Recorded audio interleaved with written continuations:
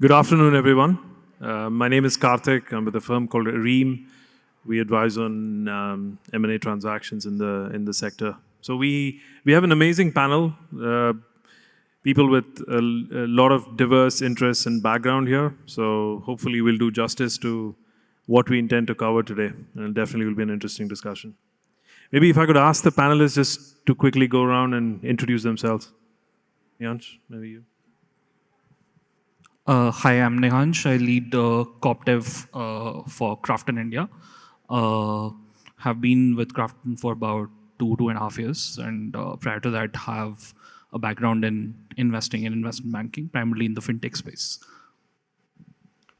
Hey guys, this is Rohit Neni. I'm the Director of Corporate Development and Strategy at Scopely. I've also worked the similar function for companies like Glue and then EA as well for a little while. I'm happy to be here. Hi everyone, I'm Anupriya. I head corporate development at Nazara, look at both investor relations and M&A for the company. I joined Nazara around 18 months back, feels a bit longer than that. I have a background on private equity investing, spent 7 years in traditional investing before switching gears to gaming, and happy to meet all of you guys here. Hi everybody, my name is Yash. I've had a past experience in venture capital for about 5 years, invested with 314 Capital, an early stage VC fund, and started Jetapult about 2 years back with my co-founder Sharan from Google. And we are a private equity investor looking at investments into global game development studios, and very happy to be here. Hello everyone, I'm Tomoharu Urabe. People call me Haru. I'm from Mixi, Japan. Mixi is the IPO company, post-IPO company in Japan. We are an IT entertainment company, and I'm from the investment team in Mixi. And we recently launched our corporate venture capital dedicated for India market. So I'm very excited to be here today. Excellent.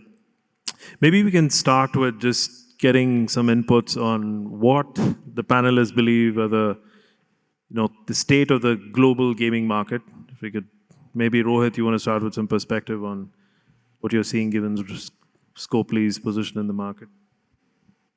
Yeah, so definitely if you look at it from a global perspective, there have been, so we are no longer in that hyperinflationary growth phase, right, in which we were about 4 to 5 years back. Obviously, we're going to cover this, I'm sure, but India is a different, and emerging markets are a different story. But from a global perspective, there is definitely, if you talk about headwinds in terms of IDFA and performance marketing, so that's there. So there's more and more increased focus on cash generation and profitability in this industry, in this phase right now. So that's definitely there, and what that has led to is, from an investments perspective, that has led to a little bit of, not a little bit actually, some sizable consolidation moves in the industry. And beyond that, there are new and emerging, as far as the global industry is concerned, there are new and emerging opportunities in the sense that games are moving more and more social. The games are going towards more and more community-oriented. Developers are thinking about how to create games as lifestyle products instead of just games. And then there is overlap with transmedia opportunities in order to expand or generate more value. So this is what we are seeing in terms of the global lens. Yeah. And Nehansh, maybe from obviously Crafton is a very global business. What's your view on the current state of the market? So I think some of these things are similar to what Rohit also talked about. Generally, the entire investing community is more conservative globally, and that has also boiled down to, come down to gaming specifically. So what that has resulted in is people, and again IDFA and all those changes also dovetail towards this, that people are looking towards more proven IPs and proven game ideas rather than experimenting with very new ideas which may or may not work, or games which are for niches which may not be that big. So people want to focus more towards markets which are proven, markets which are large, then experiment globally. And to that extent, that has not percolated down to India, because India is, after all, an emerging market. And that people are actually looking towards India in the global gaming community as one of the major drivers of the future growth. So that's what we are seeing. And Anupriya, Nazara obviously is one of the bigger companies in India. And what's your perspective on the Indian market, opportunities for developers? If we talk about Indian markets, there's no doubt in our minds that we are largest in terms of downloads, we are largest in terms of people playing all sorts of games.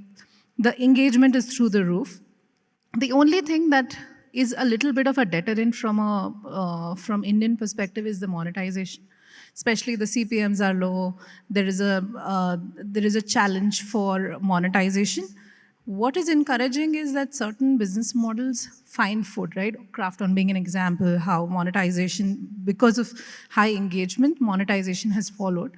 We have our own businesses which are finding foot in the subscription side of things. So it is a market where monetization is slightly lagging behind, but it's also a function of how the general growth in the Indian economy is going to happen. So we're hopeful for the good monetization curves to emerge. And Yash, any perspectives from you on the same topic? I'll take a step back and try to help people understand how investors think about investments. One is where a company is at today and what the future opportunity is. And the future opportunity is predicated by 3 primary parameters across domains, right? Gaming or otherwise. It's talent, it's market, and 3, product. I think if you have these fundamentals in place, the opportunity to invest is almost perennial.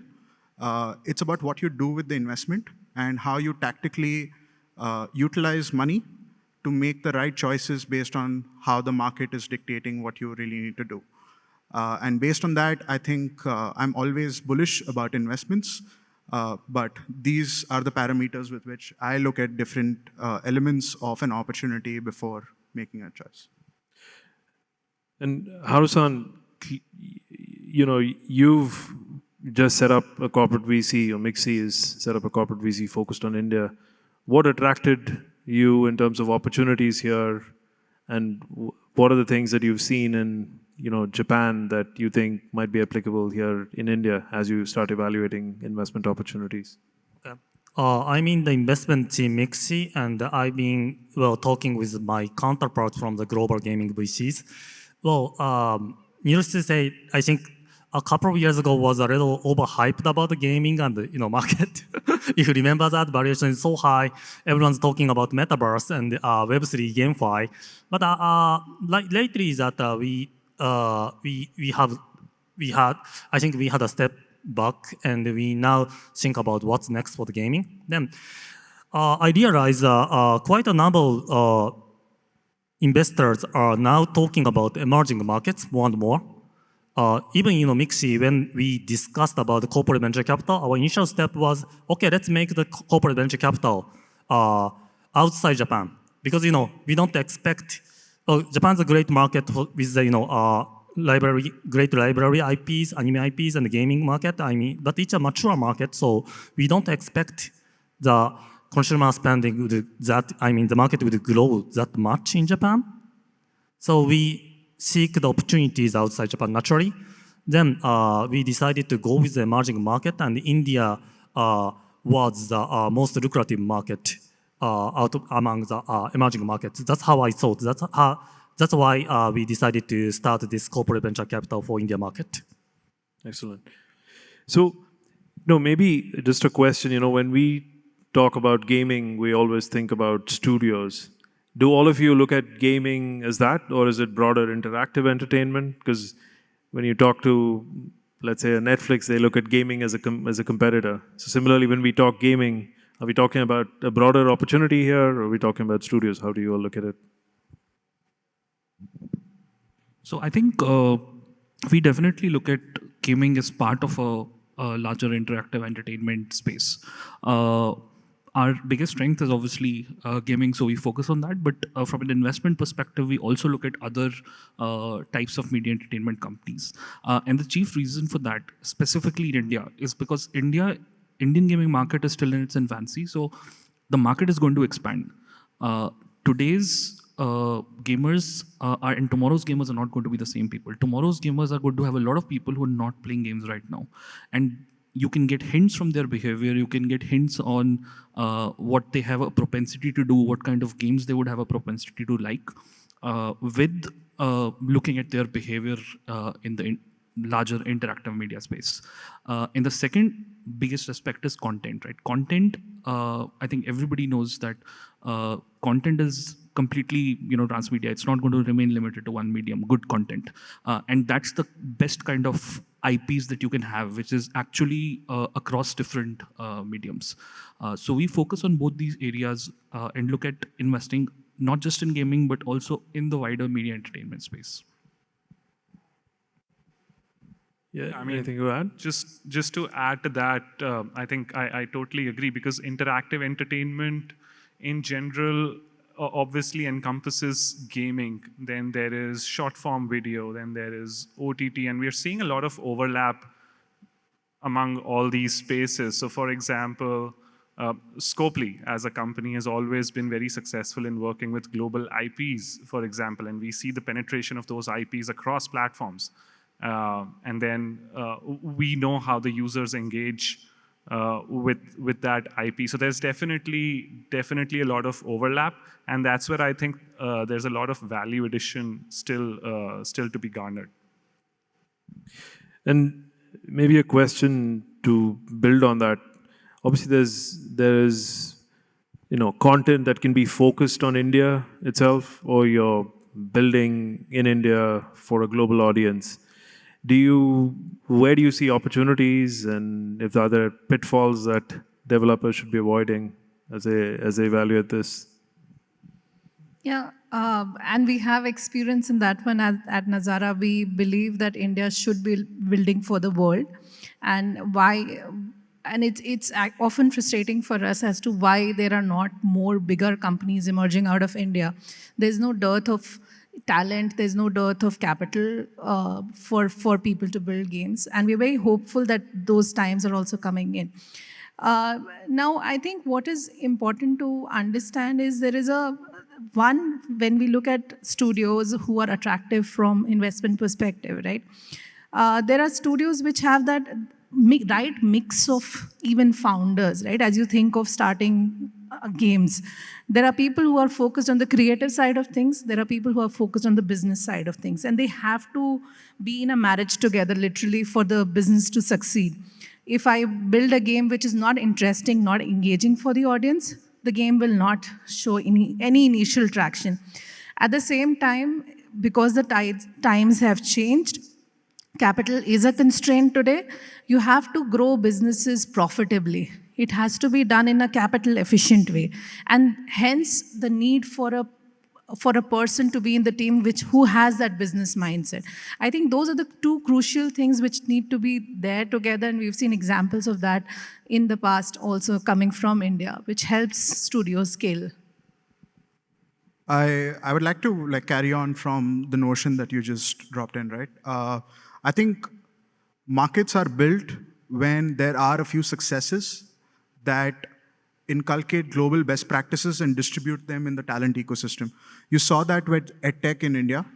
There was not a single unicorn in the entire world in EdTech before Byju's came through.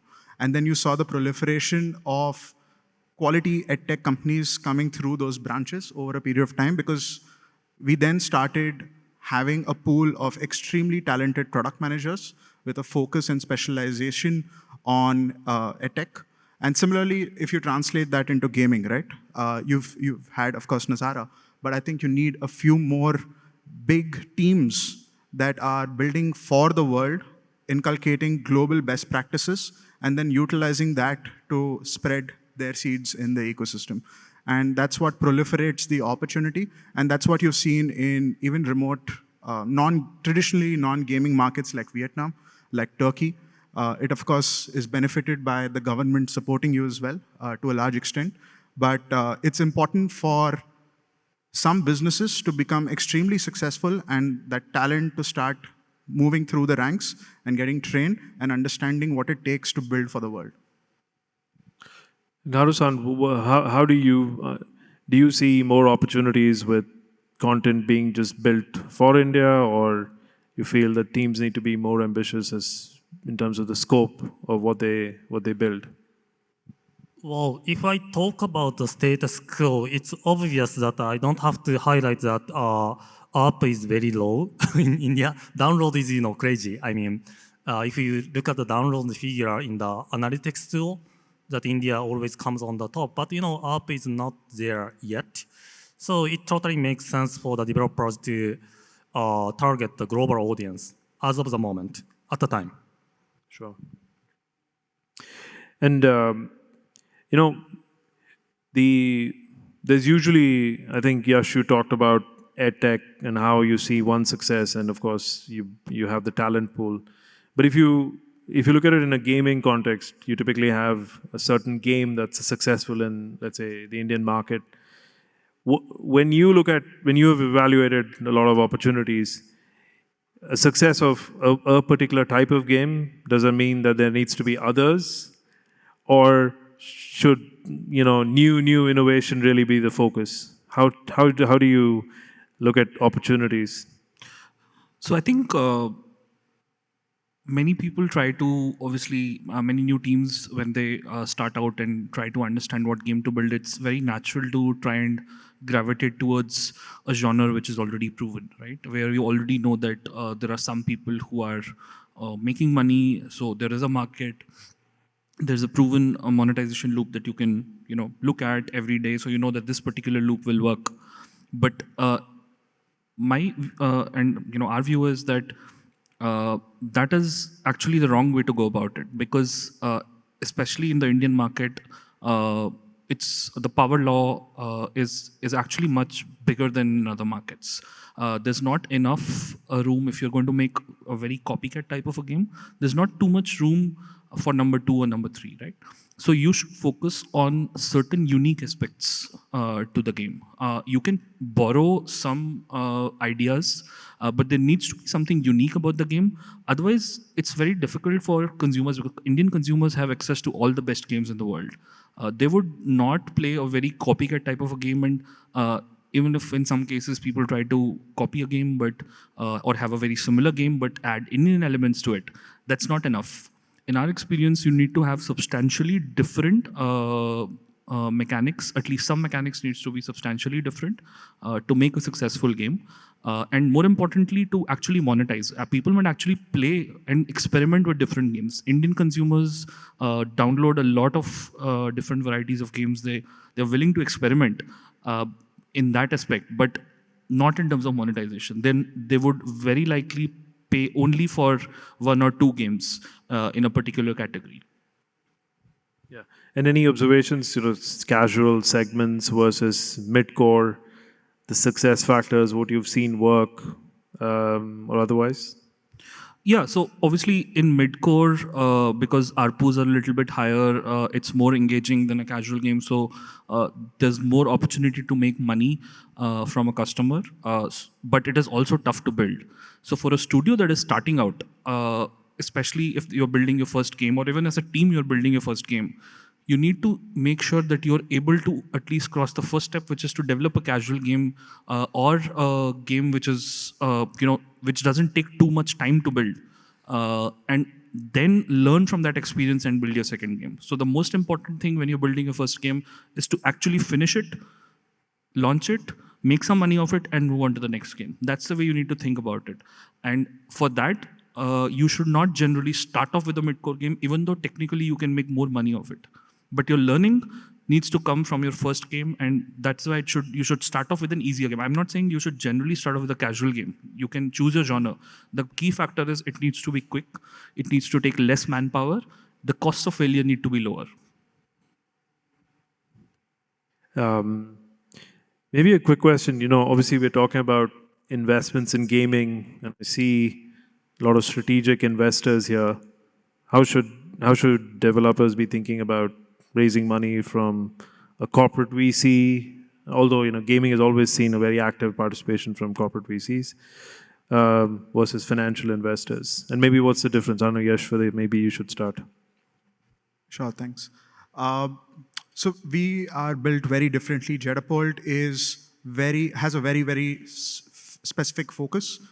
We only invest in studios that make at least $1 million in revenue.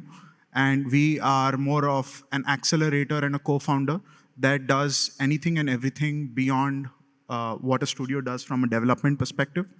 And our focus is really to scale the opportunities, the processes, the targeting, the analytics, the UA of a studio that has found some degree of a product market fit and lacks the expertise, the guidance, the time, the energy, the money to take this to the next level.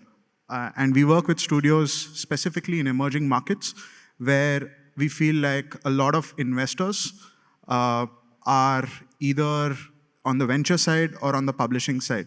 And I would classify publishing as investments because they're still spending money, but they have a rev share model or something of that sort. So something in between is what a strategic investor really brings to the table. A venture capital investor, it's very difficult for a non-gaming investor. What I mean by that is an agnostic investor who wants to also invest in SaaS, EdTech, so on and so forth, to build the competency and capacity to support you as a studio. It is also very difficult for a publisher to do anything more than publishing, which is the distribution side of the business. So a strategic investor brings competency on the development and the publishing side and helps you scale in a manner in which the scale of your company does not predicate. And that's what I think strategic investors bring to the table, and that's what is really important to emerging markets, where there is not enough capacity built within venture to actually support studios to scale up. Anything to add, Anupriya? Yeah, so I'll use that as a segue and talk about also Nazara Publishing. So we recently launched a publishing division at Nazara where we want to partner with Indian developers and help them on the distribution journey. We're looking at founders who have built games, who have completed that development cycle and are seeing initial green shoots and would love to get a partner on board as a publisher and help them on that journey. We obviously continue to play on the M&A side as well, and that is a continued focus as well. Yeah. Nihant, Crafton has been a big investor here in India and gaming more generally. Any approach that perhaps you take, and of course you've worked with a lot of the financial investors, any advice for developers as they think about types of investors to approach, what might be different? I would say, I mean, yes, I agree completely with Yash that, strategic investors would, specifically in a gaming company, expertise is the most valuable thing that you can have. You may have a team which has the ability to do most activities on your own, but it's always useful to have another person to look at, and advise you on various factors. But more importantly, the key difference from a financial investor for a strategic investor, specifically in the gaming space, is that a lot of choices that you make will also be different from a financial investor's perspective, because a financial investor's perspective is to reduce risk, do things in areas which are more guaranteed to get returns, and then obviously there's the duration, right? That they need to return funds to their LPs, so their duration of investment is fixed. With gaming, sometimes durations also change dramatically. Sometimes your team is specifically capable to build in a particular genre. Sometimes the existing genres which are proven may not have space for more games, more similar games like that. So you need to build something new. But a financial investor will definitely be more constrained because one, they don't have the expertise to, look at what are the ideas which can be potentially successful in the gaming space. So in all those areas, a strategic investor definitely adds value.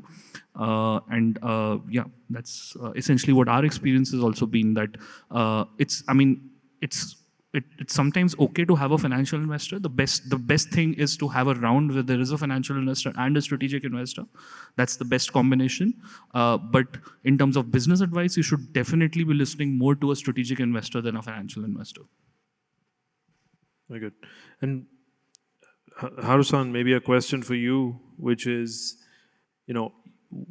as you've looked into the Indian market, as you're in the process of setting up your corporate VC, are there observations about business models that are likely to work better, business models that are more attractive, and changes that you need to see here in this market as you continue, or whatever thesis you had developed from an investment opportunities perspective here?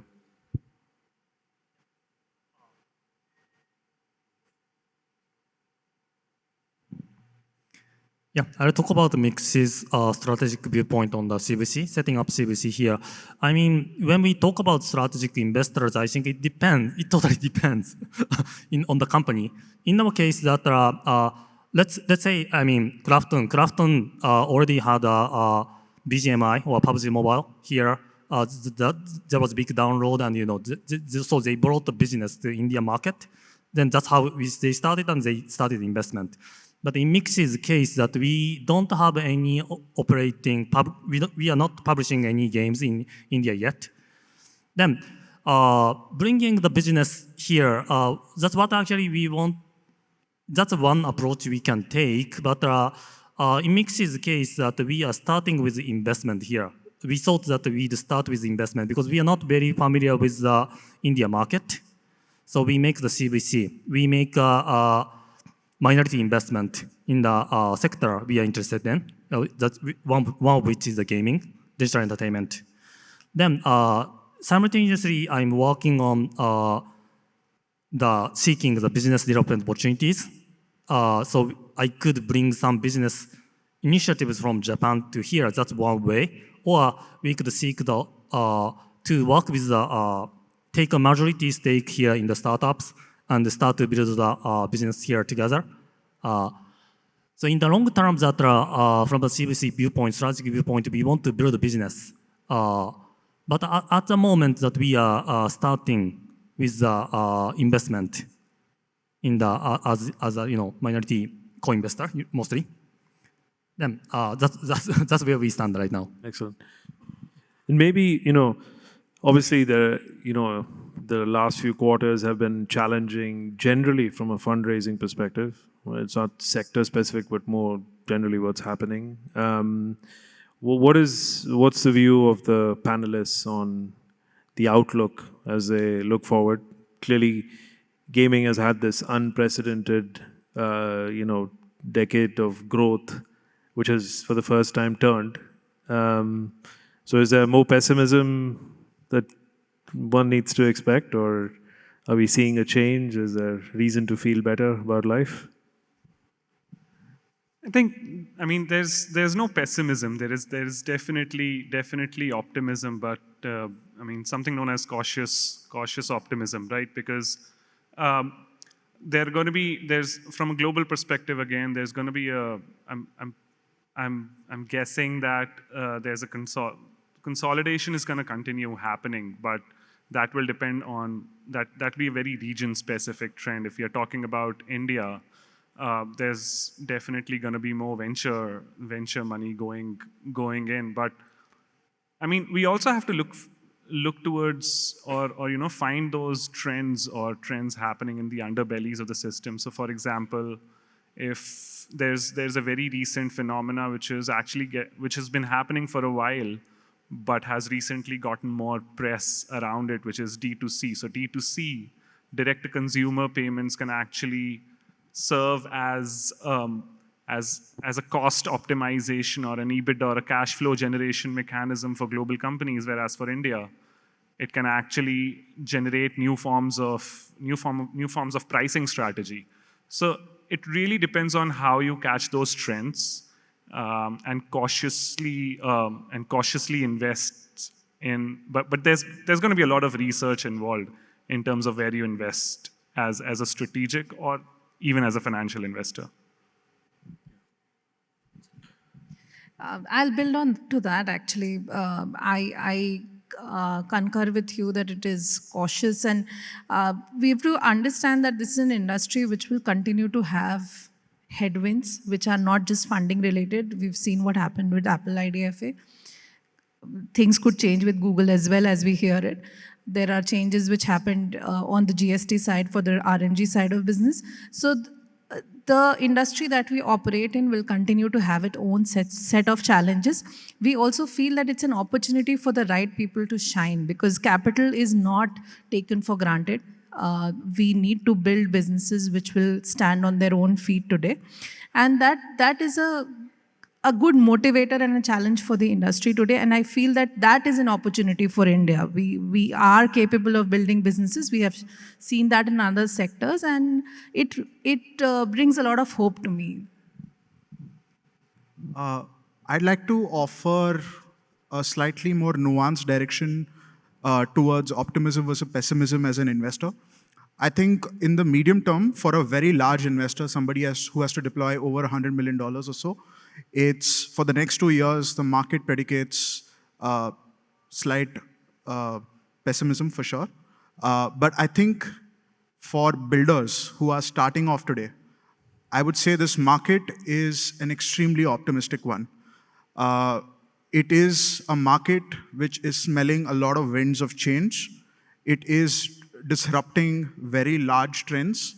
It is being disrupted by marketing trends, by privacy trends, by technology trends. And there is an opportunity to leverage change. And as an investor, you smell change, you believe, and you pump in money. And I think there is an optimism at the early stage from that sense. Just to, add to, I think, what all of the panelists have said. I think cautious optimism definitely is the absolutely correct term. But I would also add that, like as Yash said, right, funding is not going to be a constraint.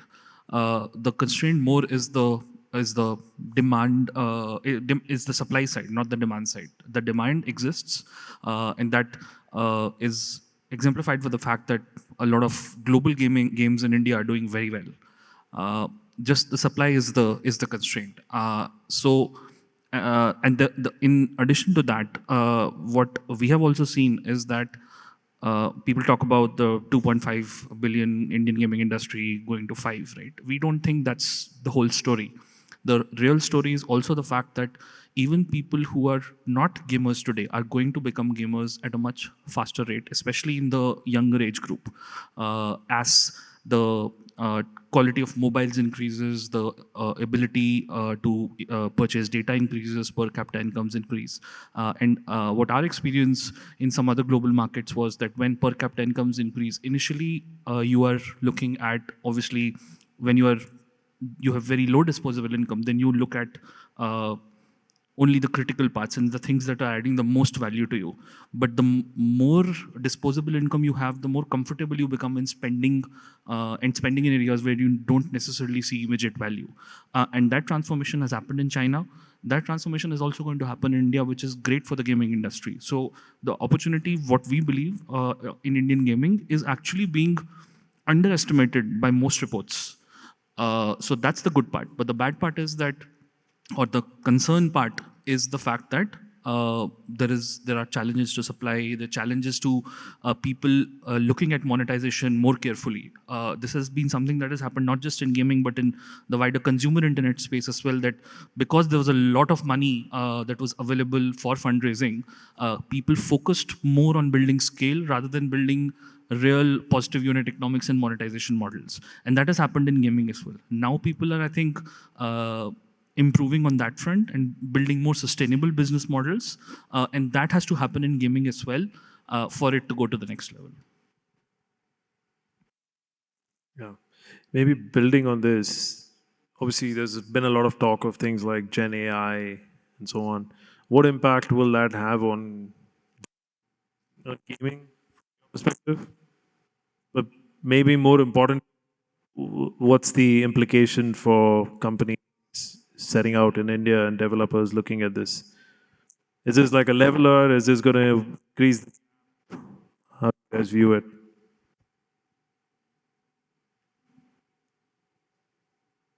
I think Gen AI is one of those technology trends which will have an impact not just on gaming but all over the consumer internet space, right? It'll definitely have certain impacts on how games are developed, for example. So some of the lower hanging fruits of Gen AI would be how do you do how do you do level creation in a more cost-effective manner, for example? And it's going to have more impact on some genres versus others. Where, I mean, if you have to look at a very long-term view, and if you have to start imagining stuff, which I mean, examples of which we are already seeing on YouTube videos around how NPCs are interacting with players in a real-time basis, and some of those videos are mind-boggling. But how much of that actually translates into production, and how much of that translates into increased engagement? Will that have impact on monetization?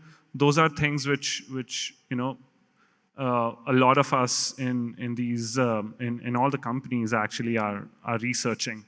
But I mean, for sure, it's going to have some impact, but it still has to play out. So definitely, if we're talking about the gaming industry as a whole, Gen AI is going to improve the gaming industry and in a big way. Specifically, the long cycles of development that exist currently in the gaming industry, and which is the biggest barrier to entry for a lot of new guys, and that this is especially true in the mid-course and above space. That is going to that barrier to entry is going to be lowered. That's true globally.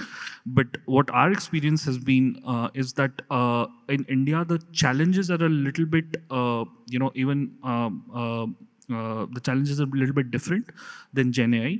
And even from a talent perspective, the kind of talent that you would need to be able to take advantage of Gen AI from a gaming perspective currently does not exist to that degree that is required in India. So I think from an India perspective, in the medium term, short term to the medium term, I don't see Gen AI having that much of a impact. I think there are certain, a little bit more basic level of problems that Indian developers need to solve. But globally, yes, it will have an impact, and maybe over the long term in India as well. Yes. So Jetapult, apart from providing mentorship, capital, and business development at scale, we have an in-house tech team that works very actively for the contextual challenges across development and publishing for game development studios. We've been very early adopters of Gen AI, and there are different facets of its implementations that are already in the works. We're very collaborative in the way that we work with partners to be able to build things out, but we keep things very contextual for the studios that we work with. We've seen live implementation reduce man hours by 98% on the engineering side. We've seen quality really improve with respect to code and bug identification. These are just the initial adoptions that are playing out already.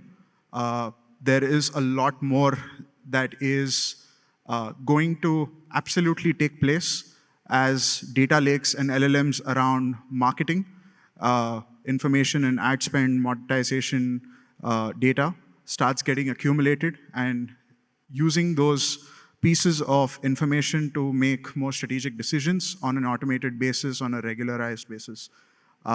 We are very firm and strong believers, and the idea is to work at a pace that is surpassed, not by anybody else in the world. And for that, we have a centralized team to work with studios. We work with a team that is purely focused on tech and not focused on the larger context of gaming as an industry. And I think that's been helping us out. Very cool. So maybe, maybe from each of the panelists, great to see what advice you'd have for developers who are looking for financing or as they're pitching the business to you. Maybe you have some specific advice or points that you'd want to bring up that might be helpful for all listening. Okay, I'll go first. I think thinking of a step-based approach to game development would be useful. Solve for one problem at a time, solve for engagement first with the hope that monetization will follow. There is no, if it is not engaging, there is no way monetization is going to follow. We also are seeing increasing IAP behavior in app purchases as a behavior which is obviously Krafton guys, the Krafton team is here, so they can vouch for it. So engagement follows monetization, especially on the IAP side. So that is what, and capital, always choose the right partner, choose the right metrics to chase. Be it a publisher or an investor or a VC that you're looking at, it will always be driven by the goal that you're trying to achieve. So I think finding the right partner in the journey and what does the partner bring onto the table is something that the founders have to question themselves and solve for first also. Arusan, anything? Well, from the investor's viewpoint, when we talk to the gaming studios, that I just look for. It's simple enough that I just look for the games that are fun to play and very convincing, and the art and the concept is captivating for the gamers. But in often cases, maybe developers think it otherwise. They have to talk about the logic or behind it or theory behind it, so they end up spending so much time talking about, let's say, hey, we got this Indian culture in the game, or we got this story behind it. That's all right. I don't deny that it's unique. It's that what your product makes unique. But what I seek for in the game development, after all, gamers choose which games to play out of all the games. So game mechanics and why it's fun to play, why you want to play, even you want to play. So please consider, if you are a gamer and a customer, you want to play the game, or if you can convince your friends to play the games. So after all, we are looking for the games that are fun to play and that can compete with the global studios. Excellent. Our experience in the Indian market has been, we've been here for about a year and a half, a little more than that. Has been that the biggest thing that you need to think about while investing in gaming companies in India is execution, right? Will they actually be able to build the game and ship it? So I think from an advice perspective, Indian developers need to focus on that beyond anything else. How can you quickly develop, ship, and start earning from games? And the objective is not the shipping or the earning of games, but the learning which comes from that. So that's what the focus needs to be. And for that, you need to get learnings from wherever you can. Because for a lot of these things, learnings may not exist in India, but they exist globally, right? There are various ways you can approach. Now, a lot of global gaming companies are also in India. We have also started an incubator program, where we aim to basically build expertise and transfer knowledge to a lot of Indian gaming companies. And various other companies are trying that. Anupriya talked about what Nazara is doing with publishing. So and gaming folks generally are very open if you approach them. So your objective as a young game developer needs to be to develop expertise and iterate very quickly. Gaming is an iterative process rather than, I want to build this one game I enjoyed playing and I want to build this game for the Indian market. That's an approach which we feel is not going to be very useful. The useful approach is to start small, execute, then build something bigger, execute, build something bigger, execute. And that's the way you move up the chain, and that's the way you get to a stage where you can develop a game like Red Dead Redemption. Yep. I don't know, do we have time for questions? No? Okay. Thank you very much. Please, a round of applause for the panelists. Thank you very much.